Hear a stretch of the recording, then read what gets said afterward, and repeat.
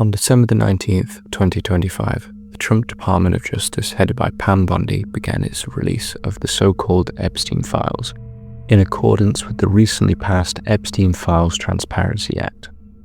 The Epstein files are a large, disorganized collection of Justice Department investigation records, photos, flight logs, contact lists, evidence inventories, internal memos, and court materials, compiled over years of federal probes into known sex trafficker Jeffrey Epstein and his associates.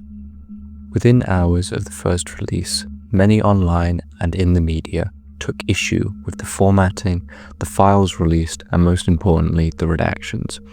Those upset brought attention to particular files in which whole pages were redacted. The DOJ's public reasoning for some of the redactions were to protect victims. However, some, including victims, contend that the scale and pattern of the redactions goes far beyond that the statute permits and reflects inconsistent, opaque application of those protections. In this video, I will be highlighting just a few of the DOJ's failures, not only to protect the victims, but also its success in protecting accused Epstein associates who were allegedly involved in his sexual abuse of children. When redacting documents that may contain sensitive information, government organizations are instructed to take great care in the scrubbing of information to protect parties or to not reveal information that may be important to ongoing investigations. The Trump DOJ failed to do this.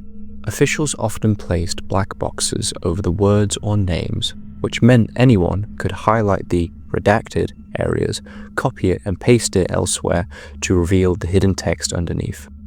At the same time, the DOJ published files on its website using simple, sequential web addresses, allowing users to access documents that had not been yet officially released, simply by changing numbers in the URL.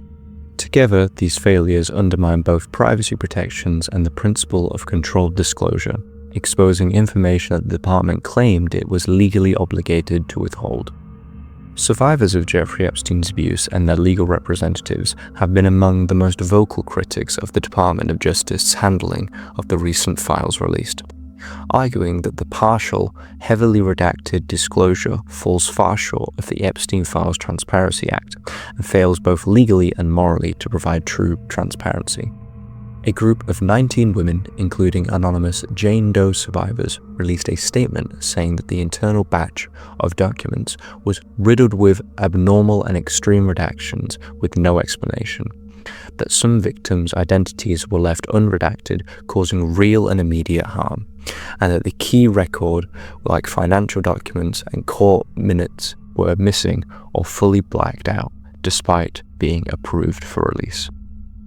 They also complain that it was difficult or impossible to locate relevant files to their own cases, and that the DOJ had not communicated with the survivors or their lawyers about what would be withheld or why, which they argue suggests an ongoing intent to keep survivors and the public in the dark.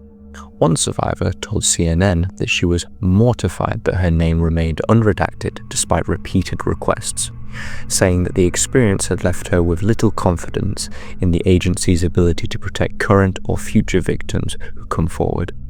Critics have labeled the DOJ's rollout a violation of the law and a continuation of institutional betrayals rather than the accountability and closure survivors had hoped for. When the very institutions victims are told to turn to fail them again and again, and in doing so actively endangering them, the question becomes where exactly victims are supposed to go. The DOJ's handling of these files has likely left many survivors of horrific crimes feeling even more uneasy about coming forward, fearing that the system sworn to protect them may instead expose them. The protections meant for survivors now risk being perceived as tools in a broader effort to shield those in power, turning survivors into leverage rather than people. Victims are not a ball in a political game, yet their victimization persists, this time at the hands of the DOJ itself. We the people have the power to demand transparency and most of all protection of those who most need it. Stand strong and do not accept mistreatment. much of this as possible. Talk about blacking out. I don't know if I can get a close-up of my phone. This is one of the documents that the Justice Department released. It's 100 pages. Right. This is what it looks like. I don't know if you can see. It's all black. It's just 100 pages of redaction. That's the transparency we're getting here. Right. And I'll point to